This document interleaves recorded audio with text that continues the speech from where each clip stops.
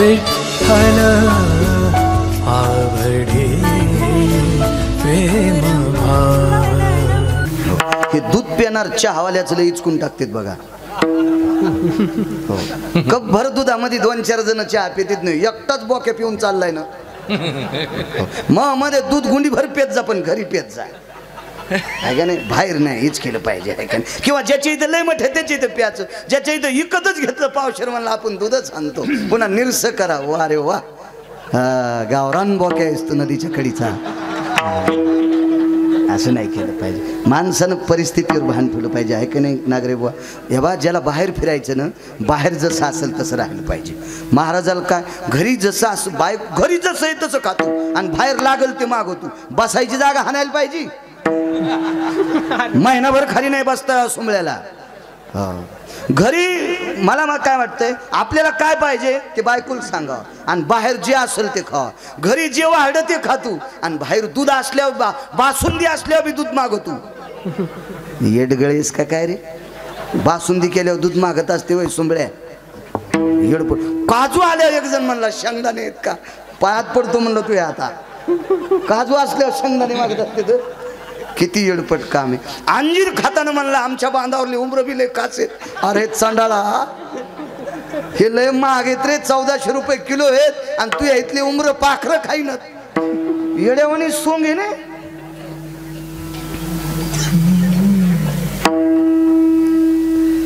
आक्रूड वाहड एक जणांना, आक्रूड ते खाल चांगला असते म्हणून आम्ही शेंगदाण्याला काजू समजून खात असतो। मी या नादात पडत नसतो लय।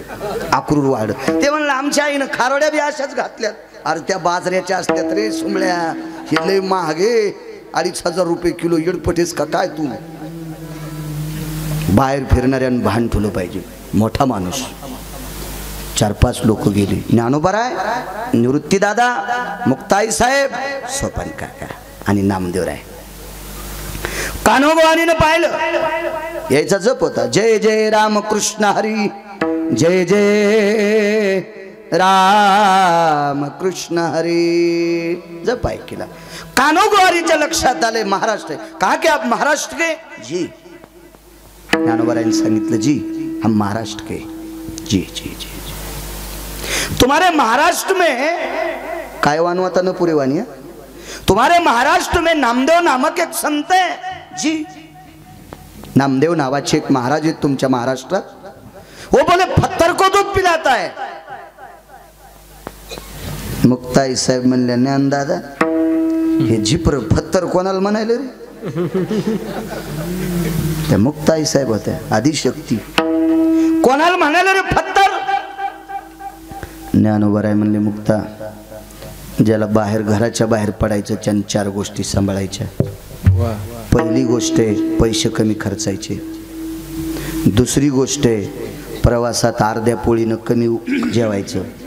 तिसरी गोष्ट बुद्धीचा वापर जास्त करायचा, आणि चौथी गोष्ट गाव सोडलं की दुसऱ्याच्या तोंडाला लागायचं नाही। आता तुमच्या गावातलं एखादं पोरग उठलं, मी जर त्याला खालीवरी बोललो तर ते मला काहीच म्हणणार नाही, गाडी दगड हाणीन। मला बोललासच काऊन? मी गावातला आहे, माझ्याच गावातल्याने तुला आणलंय, काय टप्पर आहे तू गाडीत फोडतो। कशाला त्याच्या नादी लागायचं? आपण गाव सोडे, कमी बोलायचं,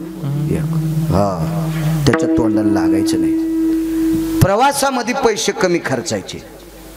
एक जण 500 रुपये घेऊन पंढरपूरला गेलं, जाला 125 याला 125, 250 तिकिटाचे, आणि भजे खाल्ले 250चे।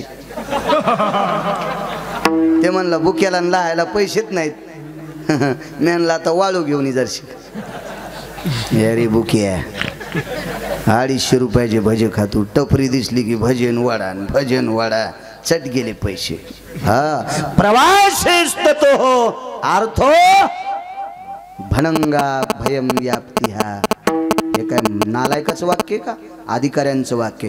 प्रवासामध्ये पैसे भिकाऱ्यासारखे खर्चले पाहिजे। काय प्रसंग येईल काय सांगता येत नाही, कमी खर्चायचे। प्रवासामध्ये कमी जेवायचं। मोठं गाव, काय लोकसंख्या तवर बो तुमच्या गावाची?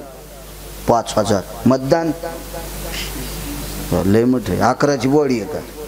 बरं, असं लोक म्हणते। आपल्याला काय राजकारण कळत नाही. मला रंग लागलाय पंढरपुरातल्याचा, त्याच्यामुळे मी कोणाचा लागू बी देत नाही. काय करायचं आपल्याला, कोंड कोणाचं ओरडू, सकाळ झाली काय गरज आहे त्याच्यावर.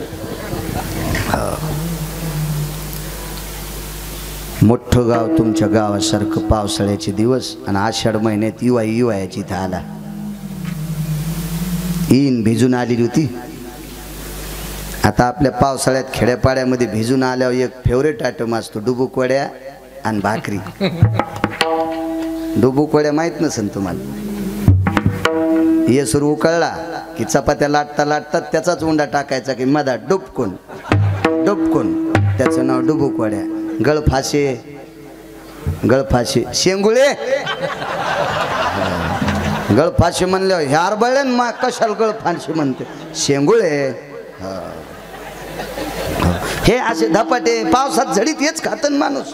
हो, मग त्या बाईनं मालकाला म्हणली, मालक आता भिजून आले, चुली पसलं सरपण भिजेले, आपण काय करू, सकाळी येवायला पुरणपोळ्या करू, पण आता काय करते डुबुकवड्या आणि भाकरी. हे भिजून आलं तो बस स्टँडहून. इवायचं धोतर नेसलं, बनेल खोटीला अडकिली, पाटकाबाई वाळू घातला, इवायचं धोतर नेसलं, जमलं त्याचा कारभार. आणि मग का अशा मसाल्याच्या वड्या होत्या, डुबुकवड्या आणि भाकरी चुलीवरल्या. हे जरा शहरात राहत होतं, काय देवानी खात होतं गॅसवरल्या भाकरी. त्या काय असं धकून घ्यायचं असतं. 7 वाट्या येसूर पिलं आणि 3.5 भाकऱ्या अशा मुरगळल्या. तिचं नावच जेवण. पण 3:30 वाजता येसूर मधातून रेंज आली. उठा इवाई उठा, आता जावं लागतंय गावाच्या बाहेर. इवाई उठा उठा, तुम्ही 1 भाकरी कमी खायला पाहिजे होती आणि 2 वाट्या येसूर कमी खायला पाहिजे होता. इवाई उठा. इवायच्या घरी नव्हतं बाथरूम. हे उठलं भिजन म्हणून याचा बूट इवायनं आत ठुलता आणि इनीची चप्पल प्लॅस्टिकची, इनीचीच चप्पल घालून तिकडे गेलं. बाहेर एक नळ होता कोपऱ्यावर, डबकाचं चालता चालताच सांडलं. एक देवबाप्पा पाणी घालायला आले देवीला, त्याने तांब्याची घागर खालून लागली, नळ हापसू लागले. यानं वरून डबा लावला. देवबाप्पाने एक थुतरीत आणली. तुला कळतं का रे, मी सोहळ्यात आहे ना, डबकं लावलं संडासचं याला. काय बेजारी, काय बेजारी, काय रेंज देऊ लागला येसूर पोटात. देवा देवा देवा देवा. ते आता पुढचं नाही सांगत, जगदंबेचं मंदिर आहे, कळून घ्या. हे कशाचा नालायकपणा झाला. अति जेवण. प्रवाशो यज्जायते अपर्ण प्राप्त तृप्तावसावम जठरा नलो तृप्तानाम. तृप्तीचा ढेकर यायच्या अगोदर प्रवासात आपलं जेवण आटपलं पाहिजे. पैसे कमी खर्चायचे, कमी जेवायचं, बुद्धीचा वापर जास्त करायचा. बुद्धीचा वापर लय खाल्लं. ज्ञानोबराच्या सोहळ्यात मी एका दिंडीत जात असतो. एका रावटीची खिळीत नाही उपटिले पोरांनी. म्हणलं काऊन नाही उपटिले, बघान जाऊन. बॅटरी लावून पाहिली तर खिळा पण कळाला नाही एक जणाला. समजून घ्या कशाला इतके येड्यावानी हो. अन्न जरी लोकांचं असेल तर पोट आपलं हिशोबात खाल्लं पाहिजे. माणसानं हिशोबात खाल्लं पाहिजे. प्रवासात बुद्धीचा वापर जास्त करायचा. आमच्या इथलं एक नवीन सोहळ्यात आलं, कपडे गिपडे टाईट घातले आणि लोकायला मी श्रीमंत कळावा म्हणून दिसत्या असं पातळ शर्ट होतं आणि दिसत्या नोटा वरून 7,000 आणि खिशात 8,000. मस्त डुलू लागलं. माळ नव्हती त्याच्या गळ्यात, नेमकीच घातली होती चावणं गेल्यावर. चालता चालताच खिसा हाणला. ते म्हणला, महाराज मी भजन करणारे शो कुठत नाही गेलो. मी म्हणलं याच्यामुळे डोक्याचा वापर करावा लागतोय. खिसा कापण्यासाठी भाजण्या झालता तात्पुरता.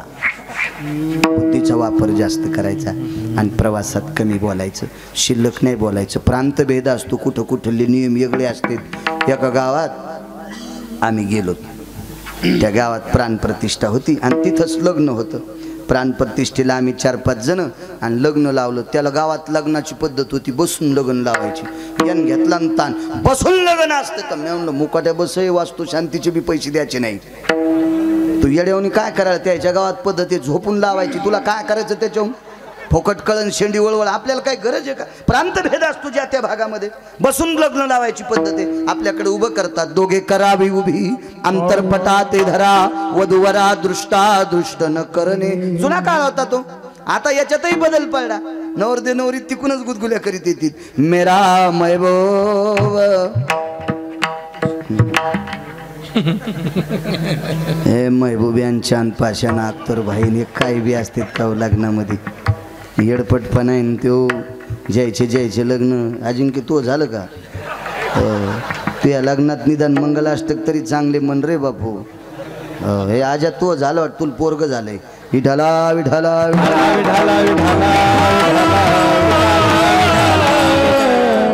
जयचे लग्न राहिले त्याला हात जोडून विनंती तुम्हाला गिरगावकराची शपथ आहे निदान मंगलाष्टक तरी चांगले म्हणू देत जा ताई गेली गावाला नानसबाईची पोरगीन द्वारकाबाईचं पोरगण सकराम तात्याचा पुतण्या नानश्रीराम तात्याचा भाऊन हे कशाला रे सोंगे काय गरज आहे आगावपणाहून शास्त्र शुद्ध असा आपलं फुकून कीर्तनाला दम नाही भागवताला दम नाही रामायणाला दम नाही आणि कोणी गुणच घेईन कशासाठी नाटकं सगळे वो पत्थर को दूध पिलाता है ताई साहेबाजी ज्याला ज्ञानदादा आहे पत्थर कोणाला म्हणाले कोणाला म्हणते पत्थर ज्ञानोबाराय म्हणले मुक्ता तू शांत बस मी बोलतो ना ज्ञानोबारायने सांगितलं गोवारीजी आदरवाचक शब्द ज्ञानोबारायचा हो ज्ञानोबारायने वाणी खर्च केली साच आणि मवाळ मितुले आणि रसाळ शब्द जैसे कल्लोळ अमृताची गोड बोलायचं आपलं काम साधत असते काम साधते हो बोलणं हीच केलं की काम हीच केलं बघा गोड बोलायला पाहिजे आमच्या आवताचं जाणलं मोड तवार बोल गडी आवत हाण लागलं आता नाही हानीत नाही जानवळं मोडन पाटाक्षी पाळी राहिली ते रान जरा लांब होतं तिकडं